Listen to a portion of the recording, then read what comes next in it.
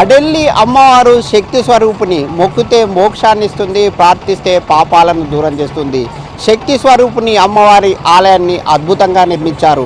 ఎలా నిర్మించారు, ఏ విధంగా నిర్మించారు, అమ్మవారి ఆలయాన్ని మనం చూద్దాం. మనం ప్రస్తుతం నిర్మల్ జిల్లా అడెల్లి గ్రామంలో నూతనంగా నిర్మించిన అమ్మవారి ఆలయంలో ఉన్నాం. ఈ అమ్మవారి ఆలయాన్ని అద్భుతంగా పోచమ్మ తల్లికి సంబంధించిన ఆలయాన్ని నిర్మించారు. అదే విధంగా అమ్మవారి విగ్రహాన్ని పునః ప్రతిష్ఠించడం జరిగింది. మనం చూస్తున్న అమ్మవారి విగ్రహం ముఖ్యంగా దివి నుండి భూమికి దిగి వచ్చిన ఒక అనుభూతి కలిగించే విధంగా ఆ విగ్రహాన్ని ప్రతిష్ఠించడం జరిగింది. ఈ విగ్రహాన్ని భక్తులు దర్శించుకుంటున్నారు, ప్రత్యేకంగా పూజలు నిర్వహిస్తున్నారు. ముఖ్యంగా అమ్మవారి మహారూపాన్ని చూసి భక్తులందరూ కూడా తరిస్తున్నారు. అమ్మవారి కరుణ కటాక్షాల కోసం ప్రత్యేకంగా బోనాలు సమర్పిస్తున్నారు. అదేవిధంగా ఏవైతే వస్త్రాలు కానీ అదేవిధంగా ఫలాలు పూలను సమర్పిస్తూ అమ్మవారిని వేడుకుంటున్నారు. ప్రత్యేకంగా కుంకుమ పూజలు చేస్తున్నారు, మహాభిషేకాలు చేస్తున్నారు. ముఖ్యంగా అమ్మవారి విగ్రహం ఏదైతే 5.5 ఫీట్ల వరకు ఉంటుందని భక్తులు చెప్తున్నారు. ముఖ్యంగా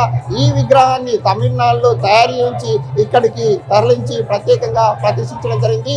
అమ్మవారి రూపం చూస్తుంటే అమ్మవారి ఒకవైపు చేతిలో త్రిశూలం ఉంది, మరొక వైపు డమరుకం ఉంది. ఈ విధంగా అమ్మవారి రూపం ఎవరైతే పాపం చేస్తారో దుష్టులను శిక్షించే విధంగా, అదేవిధంగా మంచి వాళ్ళను రక్షించే విధంగా అమ్మవారి రూపం ఇక్కడ ప్రత్యేకంగా కొలుగోవడం జరిగింది. ఈ అమ్మవారిని దర్శించుకోవడానికి ముఖ్యంగా ఉమ్మడి ఆదిలాబాద్ జిల్లాలోని ఆదిలాబాద్ జిల్లా, నిర్మల్ జిల్లా, అదేవిధంగా మహారాష్ట్ర, తెలంగాణ ప్రాంతాల నుంచి కూడా భక్తులు తరలి వస్తున్నారు. తరలి వచ్చిన భక్తులందరూ కూడా మహాతల్లి మహాపోచమ్మ తల్లిని వేడుకుంటున్నారు. ముఖ్యంగా అస్సాం రాష్ట్రంలో కామరూపిణి అమ్మవారికి ఎట్లాంటి శక్తి మహిమలు ఉంటాయో అలాంటి మహిమలు అదేవిధంగా శక్తి స్వరూపిణి ఈ అమ్మవారు అని చెప్తున్నారు. అయితే ఈ అమ్మవారి విగ్రహాన్ని పునఃప్రతిష్ఠించడం అదేవిధంగా ఇక్కడ కొలువు కావడం ఎట్లా అనుకుంటున్నారు, ఏ విధంగా అనుకుంటున్నారు అనే అంశంపై మనతో మాట్లాడడానికి భక్తులు ఉన్నారు. వారిని తెలుసుకుందాం. అన్న, ఇక్కడ అమ్మవారికి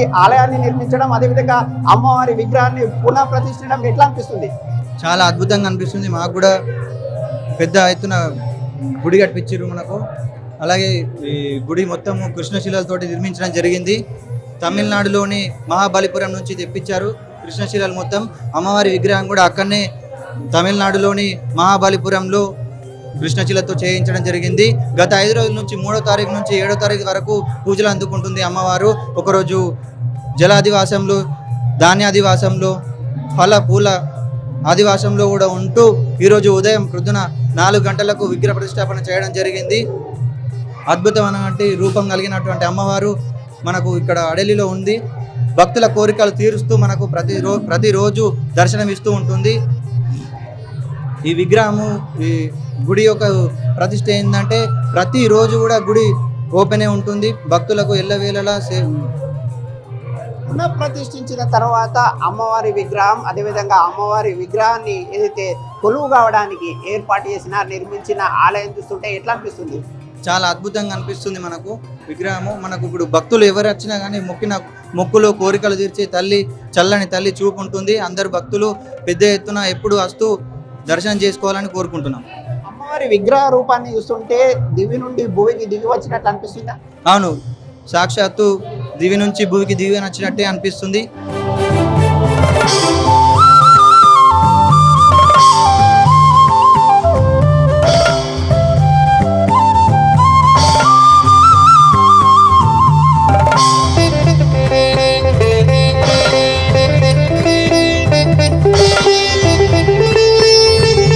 అమ్మవారి రూపం అద్భుతంగా ఉంది, అదేవిధంగా అమ్మవారి ఆలయం కూడా అద్భుతంగా ఉందని ఈ కట్టడం చూస్తుంటే ఏదైతే తమిళనాడు ప్రాంతం నుంచి కృష్ణశిలని ఇక్కడికి తీసుకొచ్చి ఆ కృష్ణశిలతోనే ఈ గర్భగుడిని నిర్మించడం జరిగింది. గర్భగుడిలో ప్రతి కట్టడం కూడా ఏదైతే కృష్ణశిలకి సంబంధించిన ఈ కట్టడాన్ని చూస్తుంటే ఒక అద్భుతమైన రూపం కనిపిస్తుంది. ఒక దగదగ కాంతులు వెదజల్లుతుందని ఇక్కడున్న భక్తులు చెప్తున్నారు. అందులో భాగంగా అమ్మవారి ఏదైతే విగ్రహ పునఃప్రతిష్ఠ తర్వాత ఇక్కడున్న ఏదైతే పరిసర ప్రాంతాలకు సంబంధించిన భక్తులు, ఇతర రాష్ట్రాల నుంచి వస్తున్న భక్తులందరితో ఈ ప్రాంతం అంతా ఒక సందడిగా మారింది. ముఖ్యంగా జాతరను తలపించే విధంగా తయారైందని చెప్పొచ్చు. ఇక్కడికి వచ్చిన ప్రతి భక్తుడు ఏదైతే అమ్మవారిని దర్శించుకుంటున్నారు, పూజలు నిర్వహిస్తున్నారు. ముఖ్యంగా బోనాలు సమర్పిస్తూ అమ్మ కరుణించాలంటూ కూడా వేడుకుంటున్న దృశ్యాన్ని చూస్తున్నాం. ఈ విధంగా ఉదయం నుంచి కూడా అమ్మవారిని దర్శించుకోవడానికి భారీగా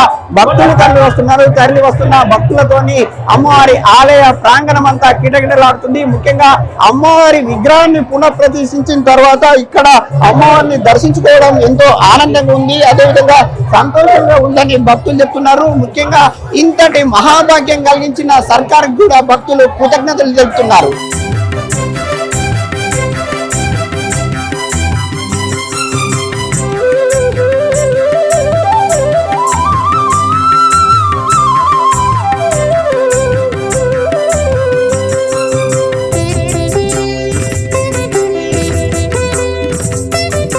అడల్లి అమ్మవారిని కలెక్టర్ అభిలాష్ దర్శించుకున్నారు. ప్రత్యేకంగా పూజలు నిర్వహించారు. ప్రత్యేకంగా ఏదైతే ఈ ఆలయం నూతనంగా నిర్మించిన ఆలయం, అదేవిధంగా అమ్మవారి ఆలయం అద్భుతంగా నిర్మించడం జరిగింది. 6 కోట్ల రూపాయలతో కృష్ణశిలతో నిర్మించడం జరిగింది. ఈ సందర్భంగా ఆలయాన్ని నిర్మించిన తర్వాత అమ్మవారి విగ్రహాన్ని పునఃప్రతిష్టాపన చేశారు. ఆ చేసిన సందర్భంగా భక్తులందరూ తరలి వస్తున్నారు. మేడం, ప్రధానంగా అమ్మవారిని దర్శించుకున్నారు, పూజలు నిర్వహించారు. ఈ సందర్భంగా ఏమని కోరుకున్నారు?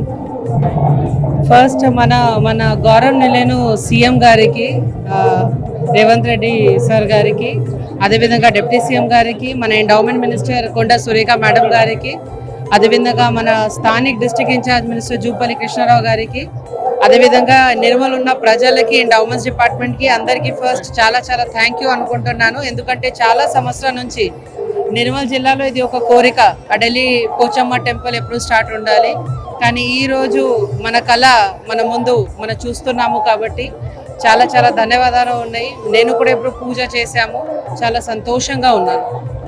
అమ్మవారి రూపాన్ని చూస్తుంటే ఎట్లా అనిపించింది, ఏ విధంగా అనిపించింది?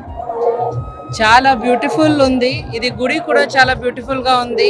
ఆ రూపం కూడా చాలా బ్యూటిఫుల్ గా గ్రాండ్ గా ఉంది. సో చాలా మంది వచ్చి చూడాలి, అది నేను కోరుతున్నాను.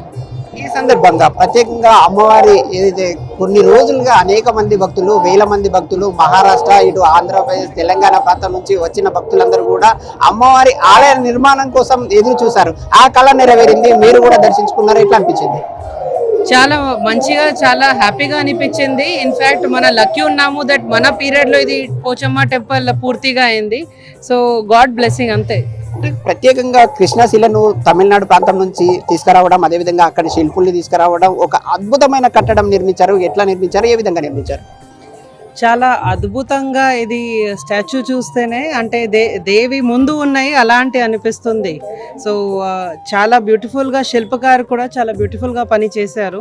చాలా మంచిగా అనిపిస్తుంది. ముఖ్యంగా ఈ కట్టడం చూస్తుంటే ఒక దగ్గలాడే కాంతులతో వెదజల్లుతుంది. ఈ ప్రాంతంలో ఇంత అద్భుతం కట్టడం, అదేవిధంగా మీరున్న సమయంలో ప్రారంభించడం మీకు ఎలా అనిపిస్తుంది? అదే చెప్తున్నాను, చాలా మన అందరూ చాలా లక్కీ ఉన్నాను అదే భావిస్తున్నాను. చాలా సంవత్సరాల నుంచి ఇది పోచమ్మ టెంపుల్ రావాలి, చాలా మంది కోరిక, మనది కోరిక ఉన్నాయి. మన ముందు వచ్చినాయి, మన ప్రభుత్వం ముందు వచ్చినాయి అంటే మన అందరూ లక్కీ ఉన్నాను. మన పోచమ్మ తల్లి మన అందరికీ ఆశీర్వాదం ఇస్తుంది, అదే కోరుతున్నాను. ఎంటైర్ ఆలయం ఇప్పుడు ఎంత పెద్దగా చేసి పూర్తిగా వాస్తుపరంగా ఎంత మంచిగా గోపురం కట్టి ఇది అవన్నీ చేయడం అంటే చాలా గ్రాండ్ గా చేయడం జరిగింది. మనతో పాటు మన ఎండోమెంట్స్ డిపార్ట్మెంట్ కి కూడా నిర్మల్ ప్రజల తరఫు నుంచి చాలా చాలా ధన్యవాదాలు. ఇంతకు ముందు చాలా చిన్న గుడి ఇది, కానీ ఆస్థ బిలీఫ్ చాలా పెద్దగా కాబట్టి ఇప్పుడు మన కళ్ళ ముందు ఇంత బ్రహ్మాండంగా టెంపుల్ ఇది. అటు సైడ్ ఒక బాసరా, ఇటు సైడ్ ఒక పోచమ్మ ఆ తల్లి వచ్చినాయి అంటే చాలా చాలా ధన్యవాదాలు. ఇంకా సంతోషంగా ఉన్నాను.